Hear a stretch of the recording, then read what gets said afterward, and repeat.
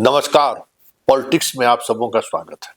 और आज हम पॉलिटिक्स में बात चूरा दही की पॉलिटिक्स की कर रहे हैं। देखिए, बिहार में चूरा दही की पॉलिटिक्स बरसों से जारी है और जहां तक हमें याद है, वशिष्ठ दा इस चूरा दही पॉलिटिक्स की जननी के रूप में जाने जाते हैं। मतलब वशिष्ठ दा का जो चूरा दही का भोज बड़ी चर्चा में रहा करता था।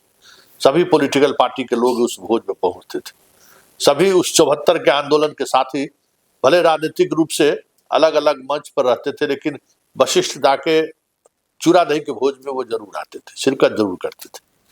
धीरे धीरे यह भोज सियासी संदेश में बदलता चला गया। लालू जी के जमाना में आते आते इस भोज का स्वरूप बदल गया, मिजाज बदल गया।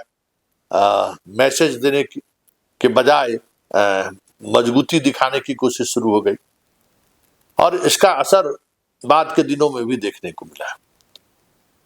चुनाव के रिजल्ट आने के बाद यह पहला चूरा दही का भोज था। उम्मीद की जा रही थी कि इस भोज के सहारे बहुत सारी चीजें जो नेपथ्य में दिख रहा है वो इस भोज के सहारे सामने आ जाए, पब्लिक डोमेन में कुछ नई चीजें देखने को मिले जो अंदर खाने में चल रहा है। लेकिन जिनके जिनके बीच मनभेद था वो मनभेद इस चूरा दही में भी जारी रहा। मनभेद मतभेद में बदलता हुआ नहीं दिखा। चाहे तेज प्रताप के भोज में तेजस्वी मीसा भारती का नहीं आना, राबड़ी का नहीं आना अपने आप में एक आश्चर्य की बात है। हालांकि हो सकता है रात में वो आ गई बेटा से मिलने के लिए, ये अलग चीज है। लेकिन तेजस्वी के भोज में लालू की उपस्थिति ने एक बात तो संदेश दे दिया कि भले राजनीतिक विरासत उन्होंने तेजस्वी को सौंप दिया, लेकिन पारिवारिक विरासत को लेकर आज भी वो तेज प्रताप के साथ। और यह संदेश उन्होंने साफ दिया है। ये इस चूरा दही भोज का एक अलग डायमेंशन या डायनेमिक्स आप पॉलिटिक्स की समझ सकते हैं कि तेज प्रताप को ठीक भले उन्होंने पार्टी से बाहर का रास्ता दिखा दिया है, लेकिन बाप की भूमिका में वो आज भी डटे दिखे, जिसका कई राजनीतिक मायने हैं।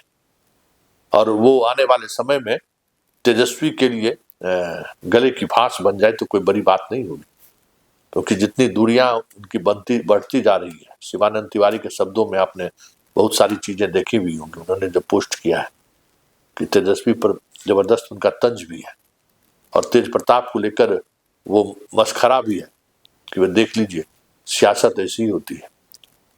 तो वो मनभेद जो है मतभेद में नहीं बदल सका। अगर वो आते तो हमें लगता है कि वो चीजें बदलती हुई दिखती। उसी तरीके से रत्नेश सदा के यहाँ, रत्नेश सदा और अशोक चौधरी के बीच जदयू के अंदर का जो क्लैश है वो कल देखने को मिला। अशोक चौधरी तेज प्रताप के यहाँ गए, दामाद और ससुर दोनों गए, लेकिन सदा के यहाँ नहीं गए। तो ये जो मनभेद है वो मनभेद कल वहां भी दिखा। लेकिन कल के उस भोज में एक पार्टी पूरी तौर पर अपने आप को अलग थलग रखा है, वो था उपेंद्र कुशवाहा की पार्टी। दोनों में से किसी भोज में न उनके मंत्री न विधायक कहीं दूर दूर तलक दिखाई दी। आज उम्मीद की जा रही थी कि जिस ताम झाम से चिराग पासवान ने भोज का आयोजन किया, सभी लोग एक साथ एक मंच पर दिखेंगे, लेकिन यहां भी दूरियां साफ दिखी। मुख्यमंत्री और विजय चौधरी को छोड़ दें तो जदयू के अधिकांश नेता दूर दूर तलक दिखाई नहीं दी। बल्कि बात अगर बीजेपी की करिए तो कार्यकारी राष्ट्रीय अध्यक्ष से लेके तमाम नेता, विजय सिन्हा यहाँ नहीं है इसलिए वो दिखाई नहीं दिए, जो तमाम नेता गलभैया करते हुए दिखे, एक दूसरे को कह सकते हैं कि दही और चूरा खिलाते हुए दिखे। मतलब नजदीकियां दिखाने की कोशिश। कांग्रेस का भोज, उस भोज में कांग्रेस के विधायक ही नहीं आए, उस वजह से एक अलग अटकलें चली कि भाई सब विधायक तो उनका साथ नहीं छोड़ दिया है। तो ये पूरे भोज को अगर आप देखें, चूरा दही के भोज का, तो इसके सियासी मायने निकलने के बजाय जो मनभेद आपस में था वो मनभेद कहीं ज्यादा दिखा। उपेंद्र कुशवाहा चिराग के यहाँ भी नहीं गए, संतोष कुशवाहा गए, बाकी उनके पार्टी के कोई विधायक नहीं गए। संतोष कुशवाहा का भी मिजाज उस तरीके से देखने को नहीं मिला, और ना ही चिराग भी उतनी दिलचस्पी उन्होंने दिखाई।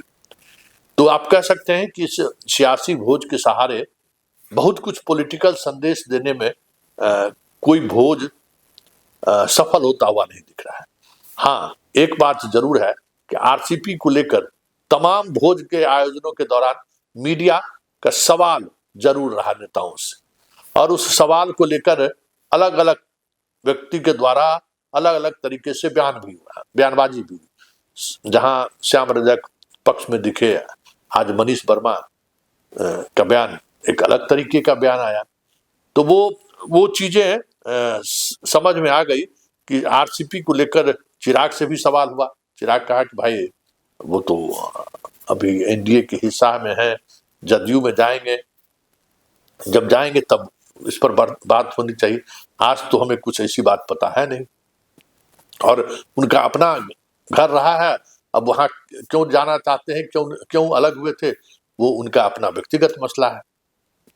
तो इस पूरे भोज में दो बातें जो महत्वपूर्ण रही, चिराग को लेकर अभी भी जदयू के अंदर खटास है।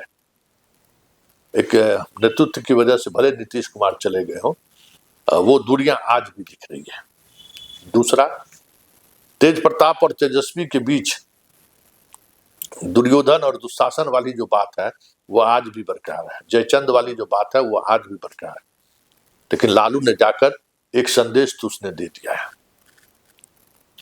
कि हम ऐसा नहीं है, राजनीतिक आयोजन में भी हम बड़े बेटा के साथ खड़े रहेंगे। चूड़ादही का भोज उनका राजनीतिक आयोजन ही था, कोई सामाजिक आयोजन नहीं था। धार्मिक आयोजन कह सकते हैं, लेकिन उसका मायने भी राजनीतिक ही था। सारे पॉलिटिकल पार्टी के लोगों ने बुलाया और सारे पॉलिटिकल पार्टी के लोग वहां पहुंचे भी।